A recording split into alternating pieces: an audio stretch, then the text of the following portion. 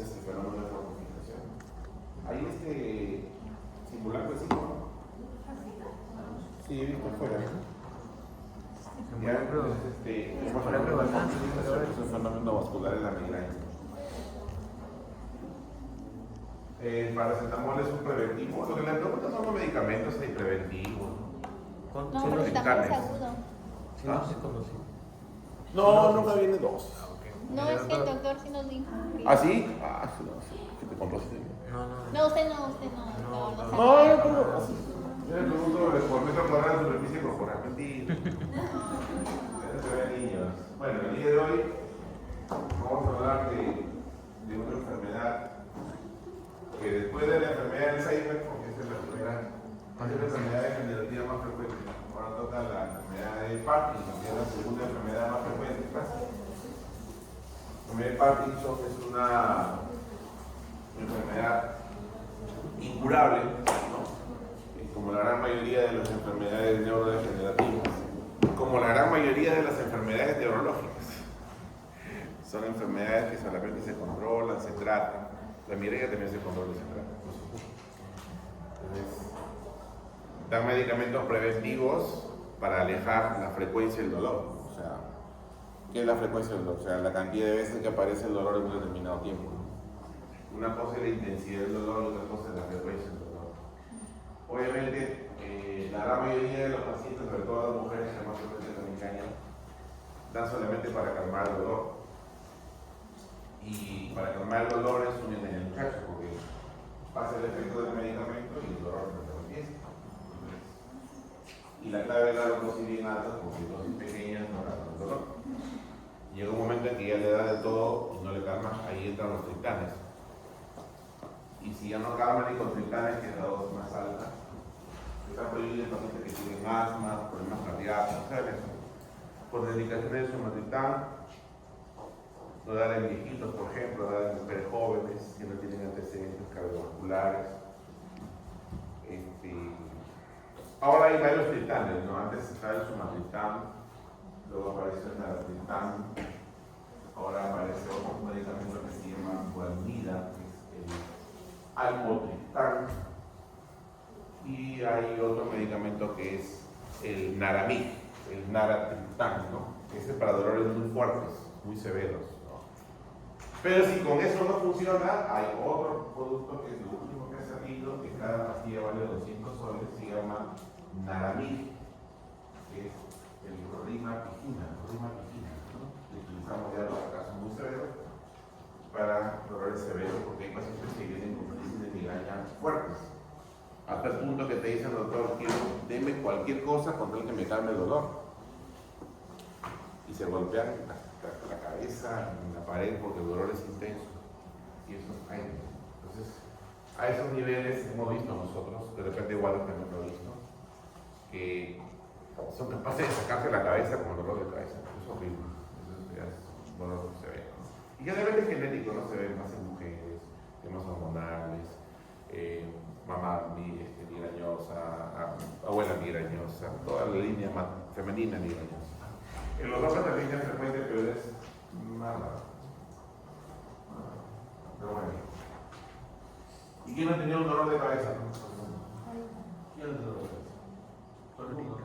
Por eso es que no estoy hablando de otra cosa, no estoy hablando del tema, estoy hablando de migraña. Miren, esta es una enfermedad bien antigua. Paul Richter fue un médico, artista, escultor, médico. Antes los médicos tenían 7 profesiones, ¿no? 8 profesiones, eran escultores, zoólogos, eran médicos, eran de todo, arquitectos. Entonces, se le encomendó a este señor que haga una estatua en donde evidencie Charcot es el padre de la neurología. Jean-Martin Paul Charcot, el padre de la neurología moderna, que es francés. La neurología es francesa en realidad. La neurología es una especialidad que surge en Francia y hay 2 escuelas, ¿no? La escuela americana y la escuela francesa. La escuela francesa son muy exquisitos, muy metódicos, muy semiológicos, ¿no? Hacen el diagnóstico de la punta de la cabeza hasta la punta del pie te evalúan, hacen una evaluación neurológica fina, que es neurología pura, ¿no? La verdadera neurología, la escuela francesa. En Lima, el único que hace eso es el Instituto Nacional de Ciencias Neurológicas, que está en Barrios Altos. Y luego aparece ya la escuela americana, que es la escuela de la tecnología, ¿no? Que dice ya, bueno, combinemos la parte semiológica con la tecnología. Y utilizamos pues los procedimientos neurológicos, la electromiografía, la resonancia, ultrasonidos, Doppler transcraneal, potenciales evocados auditivos, visuales. Entonces ya viene toda la parte tecnológica. La enfermedad de Parkinson no sirve para nada la tecnología. El diagnóstico es visual. 99.9% es clínico. Es clínico. Y cualquiera idea que es fácil diagnosticar Parkinson. Y no es fácil. O sea, es complejo. Porque da manifestaciones muy heterogéneas. Antes se decía que la enfermedad de Parkinson era una enfermedad de los viejitos. Hoy en día tengo pacientes con Parkinson que tienen 28, 39 años. Parkinson genético, juvenil.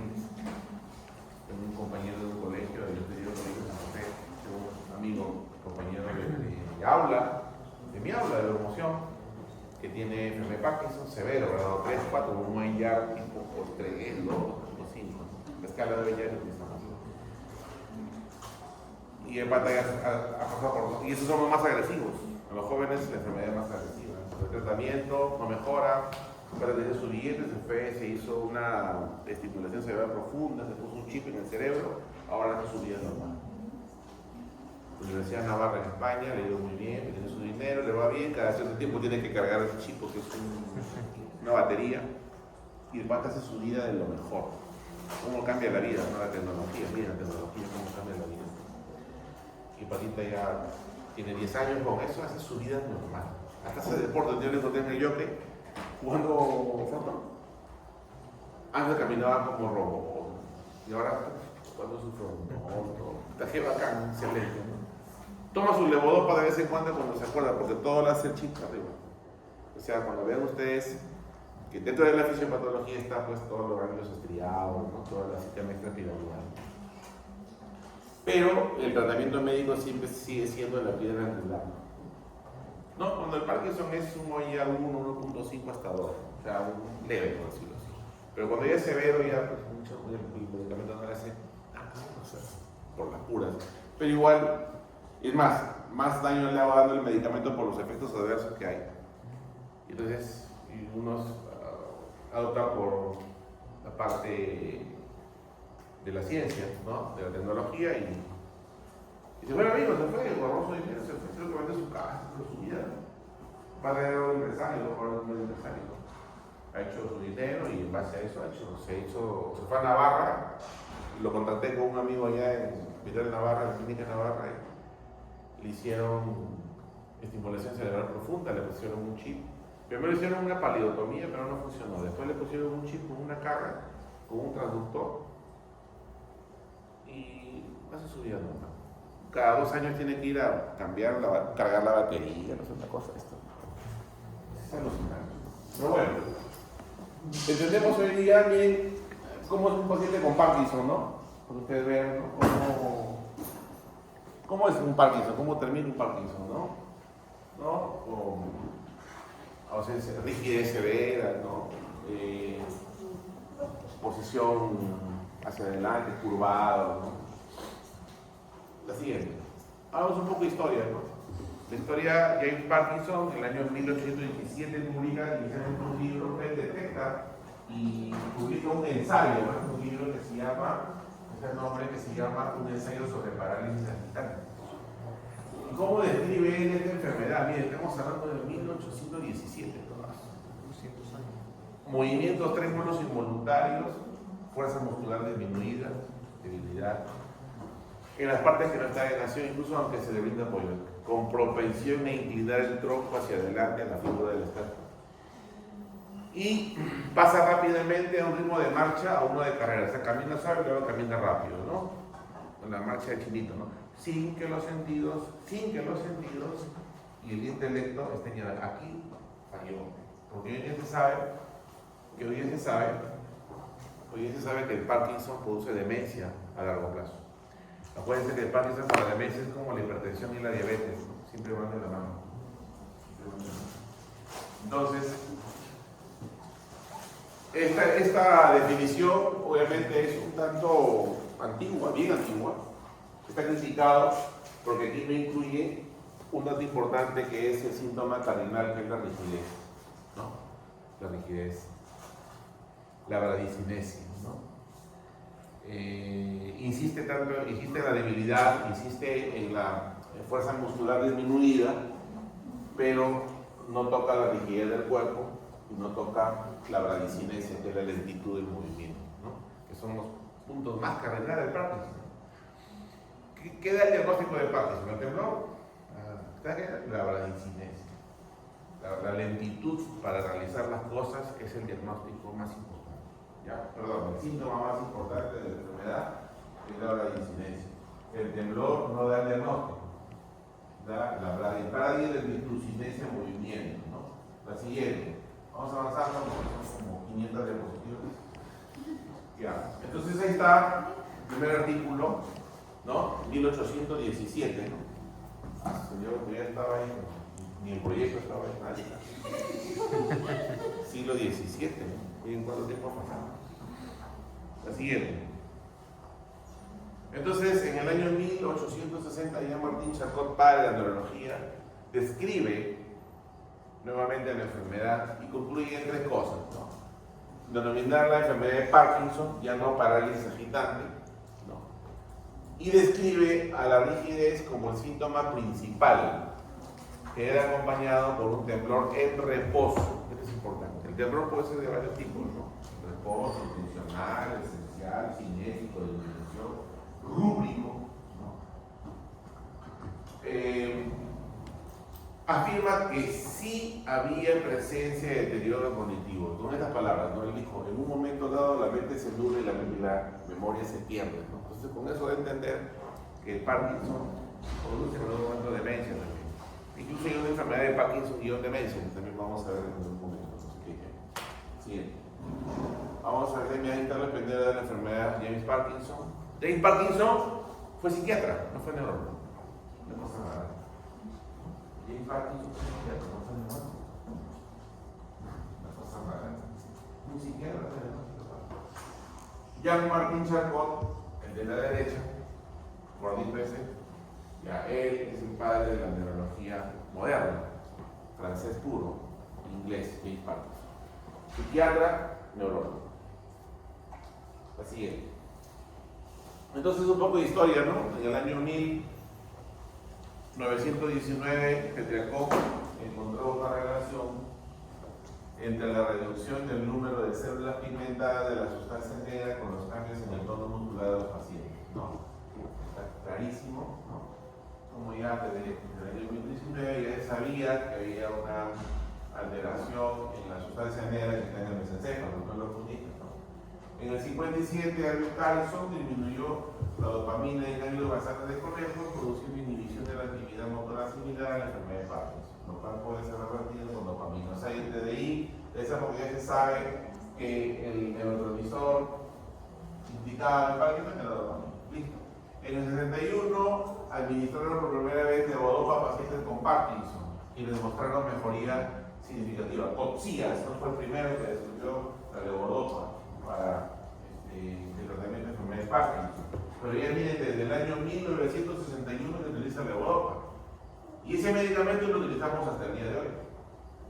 Es el medicamento base, el medicamento estándar, la piedra angular para el tratamiento de la enfermedad de Parkinson. Bittmeyer, 1961, la siguiente.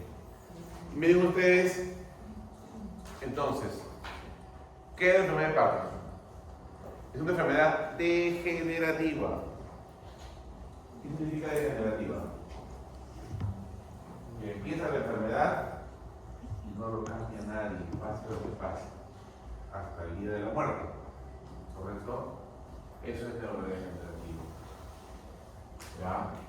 Afecta múltiples estructuras y sistemas. Es una enfermedad muy compleja, es una enfermedad heterogénea, compleja, Y tiene dos componentes, una parte motora y una parte no motora. La parte motora es el movimiento, el temblor, la rigidez, toda la parte de la motricidad, la cinesia. Tiene un componente motor progresivo que llega a incapacitar a la persona.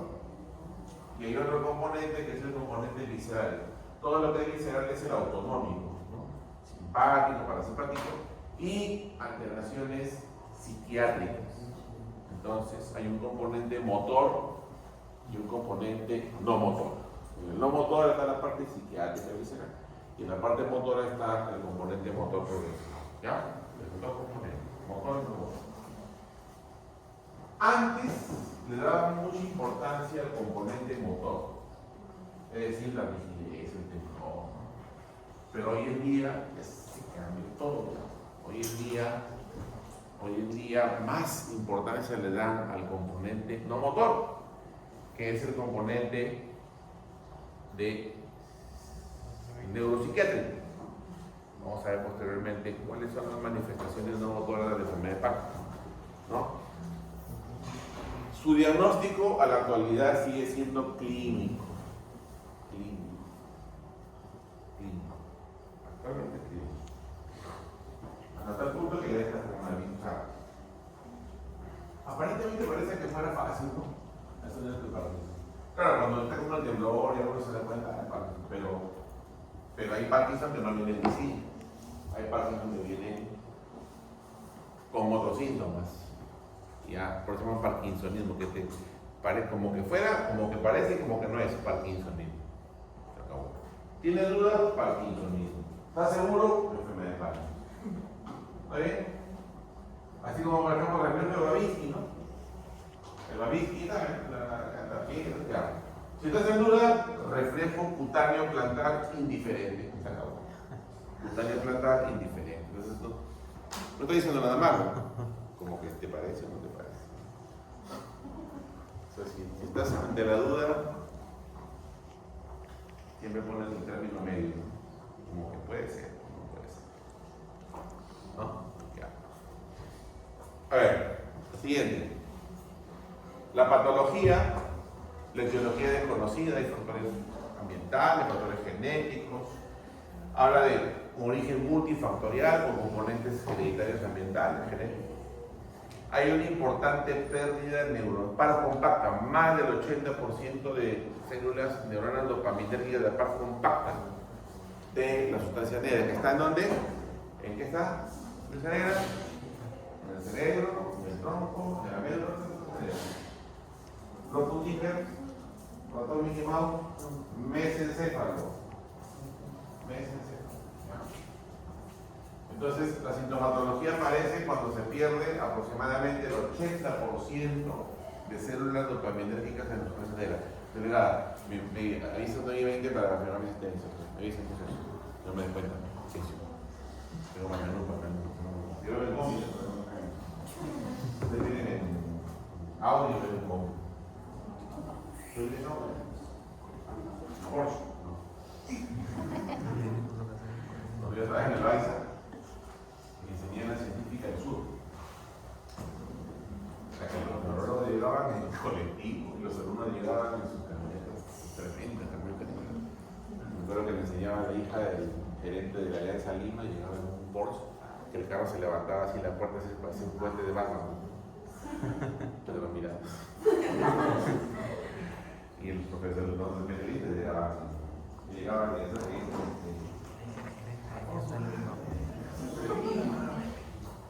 en ese momento no había mucha información, la que no lo hablábamos, no sé, ahora ya da miedo. Bueno, y ahí repite el tren metropolitano. Si un tren metropolitano ya 2 lucas más barato, ¿no? Comprabas una tarjeta de 10 soles. Y yo justo bajaba en Quilca y por ahí no me acababa el baile. Bajaba. Una vacancia. Ya. ¿Qué más? ¿Qué tal? Siguiente. Ahí está, miren ustedes a la izquierda, los están Mickey Mouse, miren el Mickey Mouse facilito. Las orejitas, entonces, acá tienen ustedes el locus níger negrito, que acá está pálido. ¿Qué pasó? Esta sustancia, que es la melanina, perdón, la dopamina. La dopamina pone negrita el loco níquel, ¿no? Marroncito. Como hay neurodegeneración, se despinta, se neurodegenera y produce la enfermedad, ¿no? A ver la siguiente. Seguimos con la patología. Aquí también están los cuerpos de Lewy, ¿no? También está el Parkinson, ¿no? Perdón, en demencia, ya. Inclusiones intraneuronales y hialinas producto de la acumulación anormal de la alfa-sinucleína, encontrados en las neuronas de la sustancia negra y el locus ceruleus. El locus ceruleus tiene acetilcolina y la dopamina tiene el locus níquel. O sea, ¿por qué? En el Parkinson existe un desequilibrio entre la dopamina y la acetilcolina. Toda nuestra vida tiene que ser equilibrada, ¿sí o no? Toda nuestra vida tiene que haber un equilibrio, ¿no? Para que exista homeostasis, ¿no? Para que nuestra calidad de vida sea la óptima. Cuando uno es más y el otro es menos, vienen los problemas. Acá ¿qué sucede? Baja la dopamina y sube la acetilcolina. Entonces hay un desequilibrio de neurotransmisores, ¿no? Eso del estallaje de braquia no, la siguiente. Pero aquí están unas inclusiones intracitoplasmáticas del cuerpo de Lewy a la microscopía electrónica, ¿no? Acumulación de alfa-sinucleína, acumulación anormal, de una proteína anormal. La siguiente. ¿Cuáles son las principales características clínicas? Bueno, miren, acá te voy a decir lo siguiente, ¿no? Entonces, para nosotros, los que somos neurólogos, es un poco más difícil. O sea, nosotros es fácil hacer el diagnóstico de Parkinson. Yo veo, dicen los estudios, ¿no? En Lima, por ejemplo, hubo un estudio del doctor Carlos Constantino, que es una autoridad de movimientos involuntarios en el Instituto de Ciencias, dijo, de cada 10 pacientes con Parkinson que llegan al neurólogo, el neurólogo detecta 8. Y 2 se levantan, se escapan. Siendo especialista. Estos mismos pacientes, estos 10 pacientes, se van al médico general y el médico general diagnostica 1 de los 10. 1. O sea, 9 pacientes se levantan. Con esto, ¿qué les quiero decir? Que hasta nosotros que hacemos neurología se nos va el diagnóstico. Claro, no tanto como otras especialidades, pero también se nos va.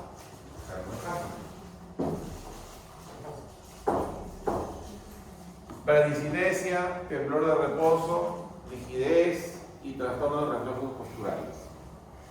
O sea, esta es la inestabilidad postural, ¿no? Las caídas que digamos nosotros. Entonces, hay manifestaciones motoras y no motoras. Y los síntomas cardinales son 4, o sea, la tetra. Algunos dicen la triada, que son los 3 primeros. ¿Ya? Y cuando aparece este de acá es porque la enfermedad está avanzada, ¿no? La inestabilidad postural, trastornos de reflejos posturales. La siguiente. Vamos a hablar de cada una de ellas. La mayoría de las enfermedades neurodegenerativas, por no decir casi todas, aparecen de manera insidiosa algunos síntomas, algunas manifestaciones premotoras. Por ejemplo, síntomas inesperados. La hiposmia que se ve en un 90% de pacientes. 90% de pacientes. Algo. ¿No? Trastorno de la conducta en el sueño REM. ¿No? Se ha visto, por ejemplo, los sueños vívidos o las disomnias parasomnias en castellano. ¿Qué significa eso? Hay pacientes que sueñan que se están peleando, que se están atacando y mueven su cuerpo durante el sueño estando dormidos. O comienzan a hablar, como que están en peleas, como que se agreden, o los que patean en la cama de manera involuntaria durante el sueño, ¿no? Como un mecanismo de defensa. A veces las esposas dicen, ya, hasta que tú me paras pegando todas las noches, el padre dice, estoy dormido, no siento nada. ¿No? Es un tema también de no llevarse bien en la relación sexual. Patean, los famosos pateadores, ¿no? Durante el sueño. Movimientos, este se llama trastorno de conducta de fase REM del sueño, ¿no?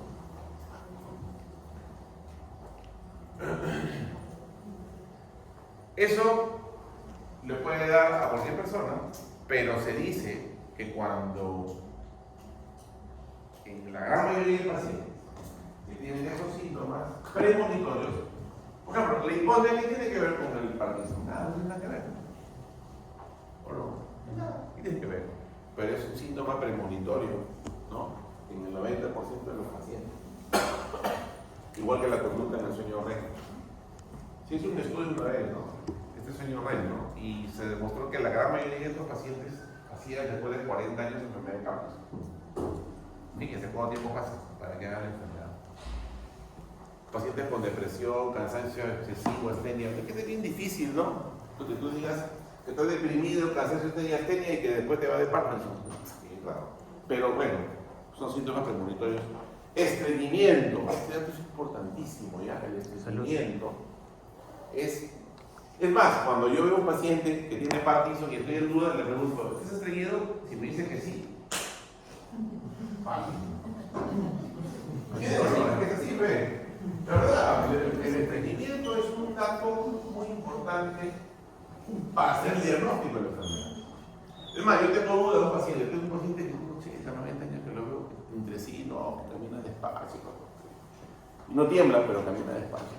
Entonces le digo, se estreña y si doctor, como un mes que no hago nada,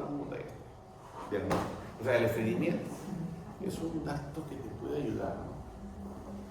Disfunción eréctil, dificultad para alcanzar el orgasmo, también es un dato, no la concluiste, pero dolores musculares generalizados, ¿no? Localizados. Miren, son manifestaciones premotoras, son manifestaciones bizarras, inespecíficas, que no indican nada, pero que se ha visto que los pacientes con Parkinson en algún momento lo han hecho. De la hipotermia es casi seguro, ¿no? Pacientes que comienzan a tener dificultad para diferenciar colores con la nariz, ¿no? O sea, por ejemplo, un cigarro, el todo huele y él no huele, como que ya un poco, ¿no? Hay una hipotermia, a largo plazo, ¿no? Claro, pero depende de que si tiene sinusitis, ya pues, ¿no? O le tira su troncho, ya, pues entonces ya está mal de la nariz porque no huele por su troncho, pues no. Pero por Parkinson, pues no, o sea. Ahora, también hay un dato muy importante, y no sé si estará bien o estará mal, pero la gran mayoría de pacientes que tienen Parkinson son gente que nunca ha tenido muchos vicios. Es raro, ¿no? Gente que te dice que nunca ha tomado, que nunca ha fumado. La nicotina aumenta la dopamina. Entonces, claro, te puede matar del pulmón, de otras cosas, pero no, te defiende de unas enfermedades, te protege de enfermedades, pero te mata de otras, ¿no? Por ejemplo, si yo he visto, por ejemplo, la mayoría de pacientes que tienen Parkinson que nunca han fumado en su vida. Nunca han fumado en su vida. Sí. Y la explicación es que la nicotina aumenta la dopamina y tiene un efecto preventivo contra la enfermedad. Una cosa rara, ¿no? Igual al alcohol también. ¿De verdad? No es broma. Claro, los pacientes que yo he visto, pues eso, yo he visto a mis pacientes también. O sea, los que no tienen muchos vicios hacen enfermedad de Parkinson. Por te digo, claro, si tú tomas, puedes morir de cirrosis, pero te protege de Parkinson, ¿no? O sea, mueres de una cosa, pero te protege de otra, ¿no? Debo entender. Tampoco no quiere decir que fuman y tomen como locos, no, sino que se ha visto esa relación, ¿no? Se ha visto esa relación. Es una cosa también que he visto esa relación. Se ha visto, pues se ha visto, yo lo he visto en mis pacientes, ¿no? Pacientes que son bien sanos, o sea, que no fuman ni toman, ¿no? Por eso que dicen, aunque sea fumes un cigarrito a la semanita, o sea, pero un cigarro normal, ¿no? Estamos viendo de la enfermedad de Parkinson. ¿Ya? ¿ya? Pero le puede fregar otras cosas, ¿no? Le puede dar cáncer a la boca, otra cosa que da el cigarro, ¿no? Estamos hablando del Parkinson en sí. No estoy hablando de las enfermedades, no sé, me interesa, porque no es mi área, ¿no? Yo no sé cómo será para... Lo que sé es que el alcohol produce cirrosis, pues, ¿no? Y el cigarro produce cáncer de pulmón, eso sí está demostrado. Pero estoy hablando del Parkinson.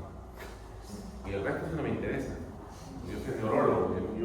Yo soy neurólogo y moriré neurólogo como Walter. Moriré neurólogo hasta mi vida. Y defenderé mi neurología hasta el final. Así es la vida. El otro día estuve en cuidados intensivos y me llamaron para hacer una interconsulta. Y el de UCI dijo, no, ¿para qué le vas a llamar al neurólogo si el paciente ya se va a morir? Puta, aguanta. Le digo, ¿qué me llamas así? Mi llave me dice que por la prueba de digo, ¿cómo te metes con la especialidad? Cada uno le pregunta a su voluntario, ¿qué quieres? Y yo me puse un enfrentamiento, le digo, ¿por qué te vas a meter conmigo? ¿No? Cada uno respeta su área. Igual le digo acá, ¿no? O sea, si le digo que el alcohol y el cigarro protegen la enfermedad, no quiere decir, pues yo estoy hablando del Parkinson, no estoy hablando del resto.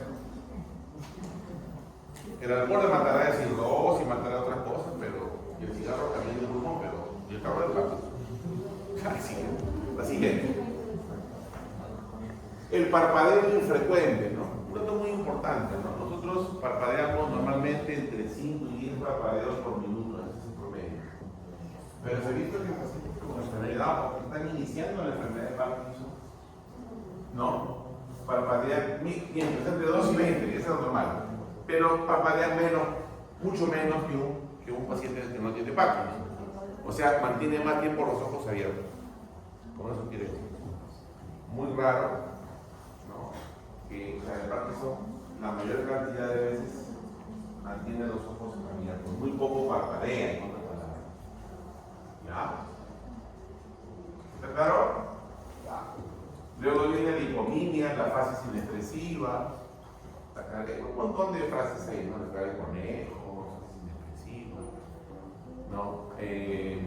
La lentitud en el movimiento, ¿no? El braceo, ¿saben qué es el braceo? El braceo es cuando uno camina hace esto, pues no, comienza a bracear los brazos. Entonces, el paciente con Parkinson eso está disminuido. El paciente con Parkinson camina así, ¿no? Más o menos así. No hace este ritmo, ¿no? Entonces se llama braceo, ¿no? Disminución del balanceo natural, eso es caminar, ¿no? Braceo, así es. Síndrome de Meyerson, el reflejo glabellar persistente. Uno le toca esta zona encima de la glabela, tocas esto y comienza a cerrar los ojos de manera intermitente, ¿no? Persistente, a medida que yo percuto la zona glabelar, cerrar los ojos, ¿no? Síndrome de Meyerson, ¿no? El temblor, el reposo en una mano. El temblor en reposo es característico del Parkinson. Siempre el Parkinson es unilateral. Así empieza. Entonces, en neurología, cuando es bilateral, no me asusta. Pero cuando es unilateral, sí hay que tener cuidado. Ese es en general, no solamente para... Entonces decía el maestro, ¿no? Que si te adormece un solo brazo, ya pues ahí sí es neurológico. Pero si se te adormece todo el cuerpo y es simétrico, tan amolado, no me asusta. Puede ser cualquier otra cosa, pero es algo benigno. Pero cuando es unilateral, sí hay que cuidarse. Si me tiembla una mano, ya eso es una mano, ya es unilateral y por lo tanto tengo que indagar con un neurólogo. Hay que indagar. Es un temblor de reposo. Si es un temblor, hay que ver, ¿no? Si es un temblor en intención, si es un temblor hacia adentro, hacia afuera, si es así hacia abajo, cositas que no vemos a veces, ¿no? Si es un temblor que está acá y luego pasa para acá, ¿no? O si es un temblor bilateral, si es un temblor al coger agua o al coger el teléfono, ¿no? Si es un temblor de intención, si es un temblor cuando yo voy a meter la llave al huequito de la puerta, no lo puedo meter, es un temblor de intención, es un temblor cerebeloso, ¿no? Todas esas cosas cositas que tenemos que ir afinando, pero el temblor del Parkinson es un temblor unilateral y en reposo. Cuando está en actividad, calma, pero cuando está en reposo, comienza a temblar. Esa es la característica de la enfermedad, temblor en reposo, ¿ya? La siguiente, vamos a seguir ahí, lo que está, vamos a desmenuzar cada uno, ¿no? Entonces, la sintomatología motora, que es el temblor, rigidez, anestesia, se da cuando ya hay una depresión dopaminérgica estriatal. Es el estriato. ¿Sabes qué es el estriato? ¿No? Núcleo caudado y el glutamato, forman el estriato, ¿no? Provocada por muerte de neuronas de la sustancia negra de la parte impacto. Entonces, el temblor es el síntoma más evidente, pero no es el que te da el diagnóstico. No, es el más evidente, el más característico, el que tú lo ves, es un Parkinson. No, no necesariamente. No necesariamente. En el 70% de es el signo que motiva la atención por el médico. Es la razón por la que vas al médico. No es por la lentitud, no es por otra cosa, es por el temblor. Entonces puede comprometer las manos, el brazo, la cara, ¿no? El temblor mentoniano, incluso la lengua, los pies es bien raro, pero es progresivo y es asimétrico. Esta palabra es importante. Asimétrico.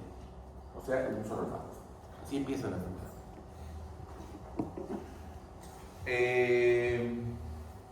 El temblor se intensifica al estrés y al caminar y desaparece durante el sueño, ¿no? Un hemicuerpo se afecta antes que el otro, luego ambos se deterioran progresivamente, pero siempre permanecen asimétricos. O sea, puede hacer los dos lados, pero uno más que otro, ¿no? Cuando ya está avanzada la enfermedad. Pero siempre al inicio es unilateral. Siguiente. Seguimos con el temblor. Ahí está el temblor de reposo. El temblor de reposo es el temblor característico del primer Parkinson. El temblor aparece cuando no se realiza un movimiento voluntario. Claro, porque si yo hago un movimiento voluntario y tiemblo, ya eso me impacta. Es un temblor esencial. Temblor esencial. Bilateral, genético, propanolol retenido. ¿Sí? También el temblor se hace evidente durante la marcha. Algunos lo miden en 4 o 6 Hz. En la mano con temblor aparece el cuentamonedas, ¿no? Lo famoso esto, las epístolas. También puede haber temblor en la cara, en los labios. ¿Visto que te combates en ese temblor? Hay temblor así, temblor así. Temblor en sí, temblor en no. Así se llama, temblor en sí y temblor en no. ¿No? Entonces, así como esos perritos que están en el taxi, hacen sus temblorcitos así. Y es un temblor pequeño, dicen, no, pero el que se da cuenta a veces es el familiar, ¿no? Mi mamá cada vez que agarra el teléfono comienza a mover un temblor mentoniano. Dicen los semiólogos que cuando es así, temblor en sí, sí es Parkinson, y cuando es en no, no es Parkinson. Es en serio, ¿eh? Es un guacho del doctor Wilder González Chumbi. ¿Saben quién fue Wilder González Chumbi? Fue mi maestro de Loaiza, ¿no? Un profesor de neurología que todo lo tomaba de broma. Y él hizo un libro de los guachos de la neurología. Justamente el guacho era este, ¿no? Y cómo poder identificar enfermedades, la semiología, ¿no? Se retiró de la universidad, se fue a vivir a París. Se casó con una alumna de la Universidad Científica de su alumna. Y se fue a dar sus viajes a París. Se compró un resonador, dos resonadores, y está trabajando en la clínica La Luz, que está ahí en la avenida Arequipa, al lado de Panamericana. ¿Sí, la avenida? Y nosotros está aquí, inicio. Nada, sí. Ahora, en algunos casos puede haber temblor postural también. En algunos casos. Puede haber temblor postural. Qué raro. ¿Qué significa postural? Lo que le decía, cojo un celular y tiemblo. O sea, de acuerdo a la postura de cada uno, comienza a temblar. Facilito, ¿no? Es raro, también puede haber en Parkinson, pero es rarísimo este. ¿no? Raro, ¿no? La siguiente. Luego aparece la rigidez. Este es otro tema. El músculo se vuelve como piedra, flexibilita seria. Una rigidez generalizada. ¿Ya? El músculo se hace como piedra, se vuelve duro.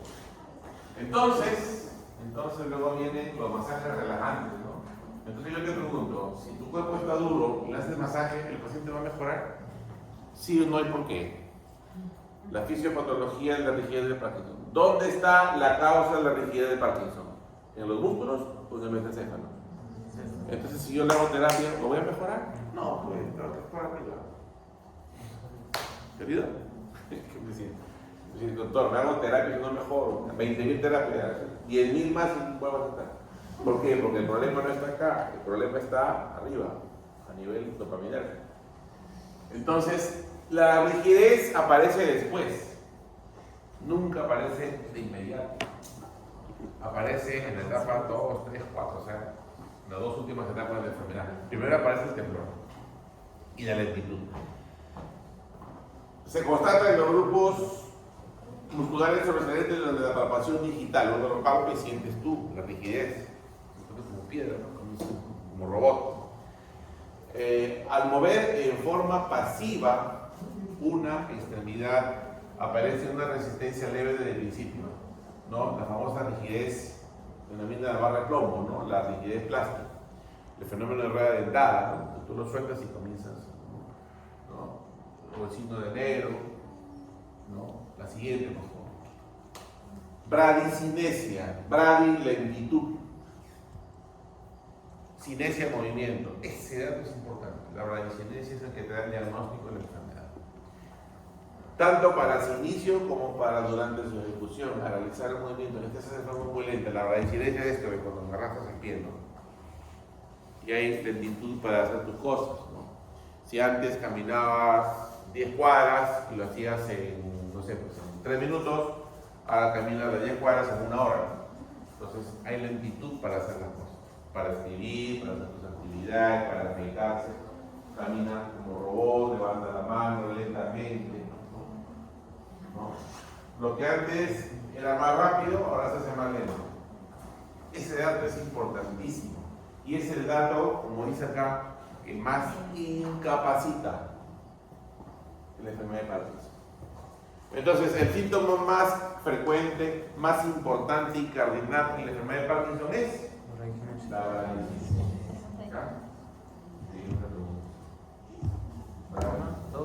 Le puedo poner temblor, rigidez, hiposmia, ¿qué más? Bradicinesia y le puedo poner inestabilidad muscular. Entonces le pone el síntoma, el signo, el síntoma más incapacitante, el más importante, el que te da el diagnóstico de enfermedad. No es el temblor.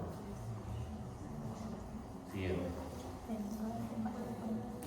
Entonces, ¿qué es la bradicinesia, no? Hay ausencia de movimientos de cooperación pequeños, como por ejemplo, al levantarse de la silla. Está sentado, se levanta de la silla y se queda como el freezing, ¿no?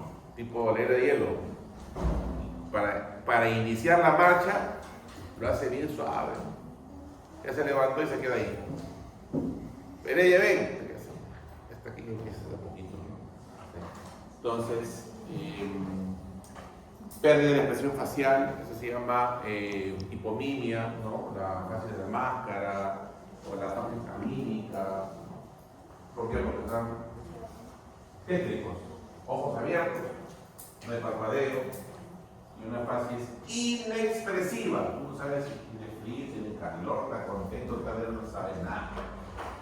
El braceo, no se olviden de eso, el braceo, falta de balancear las manos. La escritura se vuelve pequeña porque escribe despacito. Hace una micrografía, en algunos casos comienza a temblar y algunos... incluso hasta cuando habla, hay una alteración que se llama disartria hipocinética, ¿no? O sea, la voz se hace suave, habla como apurado, monótono, ¿no? A veces empieza fuerte y luego comienza a bajar la voz, ¿no? Y en el caso más severos ya susurran más. Pero es claro, ¿no? O sea, es en casos más severos, ¿no? Lentitud en la masticación. Antes, por ejemplo, los pacientes con Parkinson tenían cialorrea. ¿Saben qué es cialorrea, no? Una excesiva saliva. Y se decía que era porque por una hipersecreción salival, no, sino que ellos, como hay rigidez hasta en los músculos de la deglución, ellos no degluten tan rápido como nosotros. Entonces, como no degluten, la saliva se les acumula y comienza a salir por acá. Entonces se llama la cialorrea. En ellos tiene un mecanismo muy diferente a una hipercialorrea por otras causas, ¿no? Acá no es que esté mal la glándula salival, no es que no. Acá el problema de la cialorrea es que no degluten, pues. O sea, forman saliva, pero no degluten la saliva. Y entonces la saliva se acumula en la boca y comienza a salir como esa cialorrea, se empapa. Eso mejora con un fármaco que se llama mitriptilina. Entonces vamos a ver después, cuando hablemos de tratamiento sintomático, ¿no? Lentitud en la masticación. El paciente se hace lento, ineficaz, ¿no? Para realizar dos actos motores de forma simultánea es difícil para ellos. Ellos hacen primero uno, después hacen otro, ¿no? Ellos, por ejemplo, no hacen un giro rápido, lo hacen por partes, ¿no? Uno quiere hacer como voltear, pero por partes. O sea, como los movimientos son disgregados, no como uno que puede voltear. Yo de voltear me parecía medio raro, ¿no? Y lentitud para vestirse, ¿no? O sea, llega un momento que ellos no se pueden vestir, y esa es la incapacidad, y si ellos no se pueden ni abotonarse la ropa, ¿no? Porque es lentitud, no pueden coger, abandonarse, y eso es lo que lo define a los pacientes, que nos hace sentir inútiles. Y esa vaina es viejo, pero dan pena porque se vuelven ya, sí, se vuelven dependientes. Y cuando el paciente se vuelve dependiente,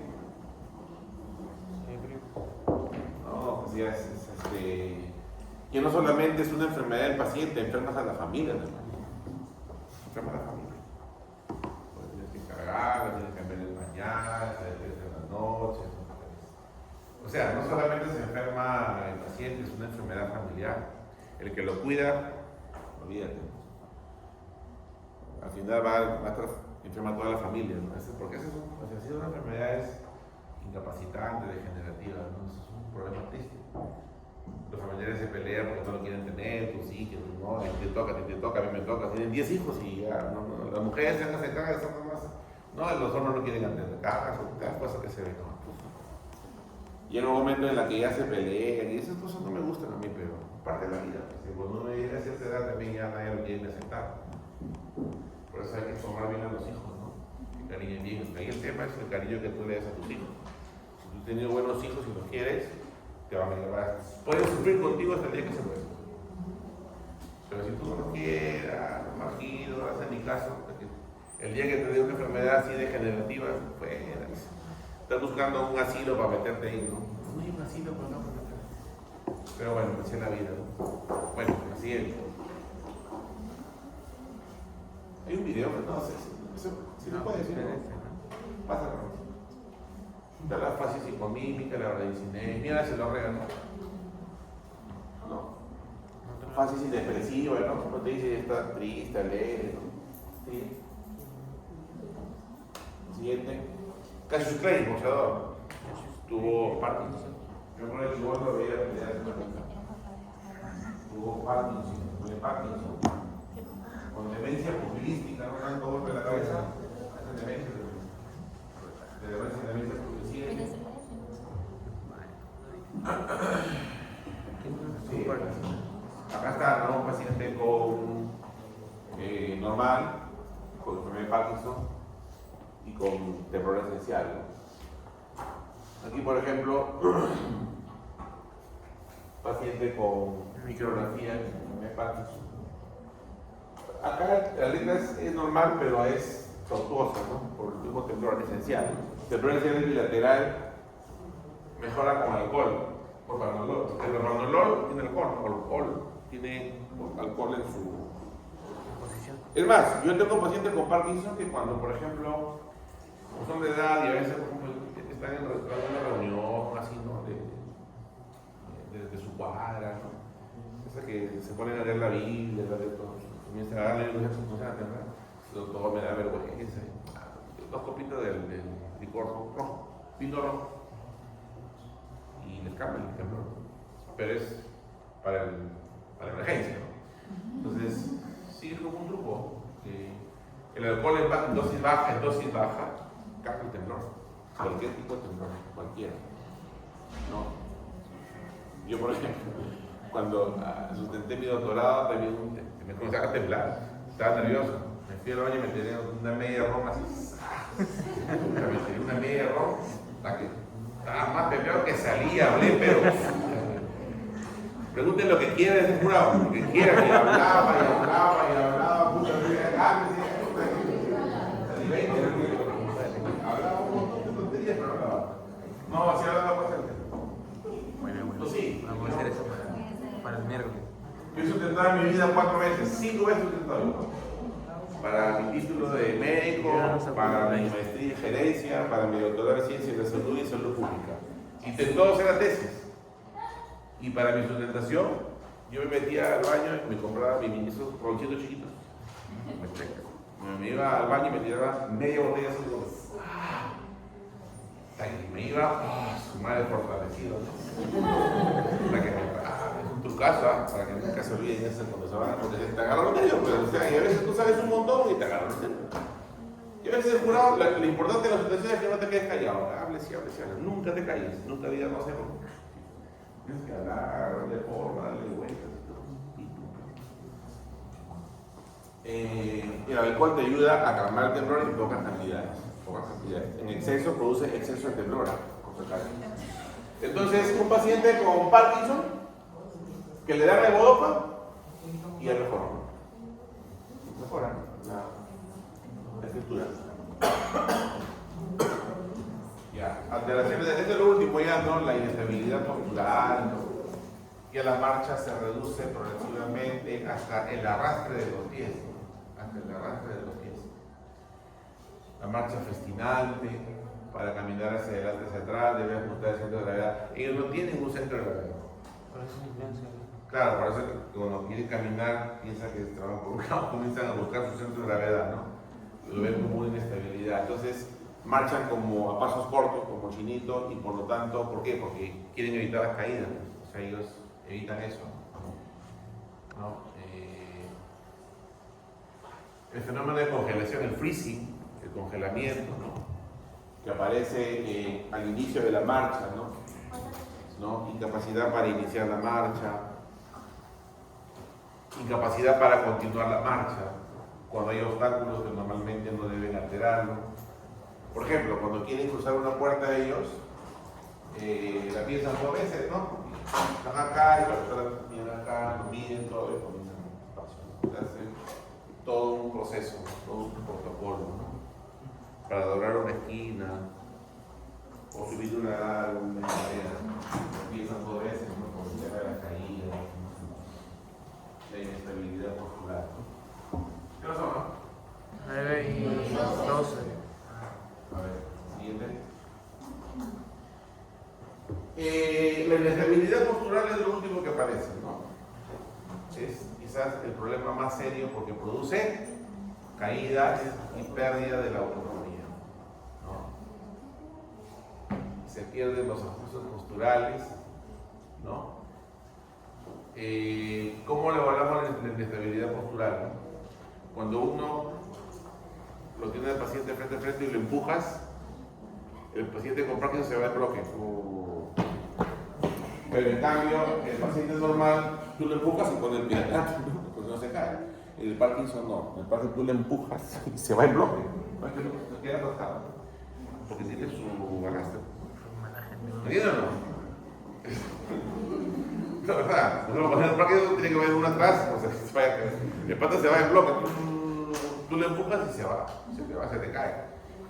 Pero un paciente que no tiene Parkinson, tú lo empujas y pones el pie para que no te caigas.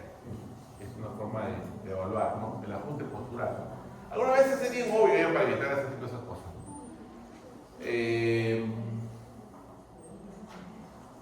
Listo, la siguiente. Otros signos motores, que estos son más raros. ¿Qué dice ahí, ve? Postura en flexión de miembros superiores eliminados adelante en el movimiento. Distonías, ¿no? ¿Qué significa distonías? Distonías son posturas anormales. Posturas anormales en cualquier parte del cuerpo.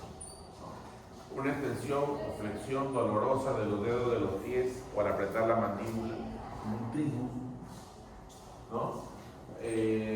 Sinesia paradójica ante situaciones de estrés, de circunstancia extraordinaria, es capaz de realizar movimientos breves y eficaces. En algunos casos, estos pacientes mejoran y tú lo ves que camina de lo más normal. ¿Qué pasa?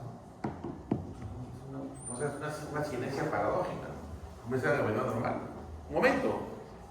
La gran mayoría con tratamiento. Pero vamos a ver que cuando uno le da tratamiento con levodopa, ¿no? O sea, le da dopamina. Levodopa viene de dopamina.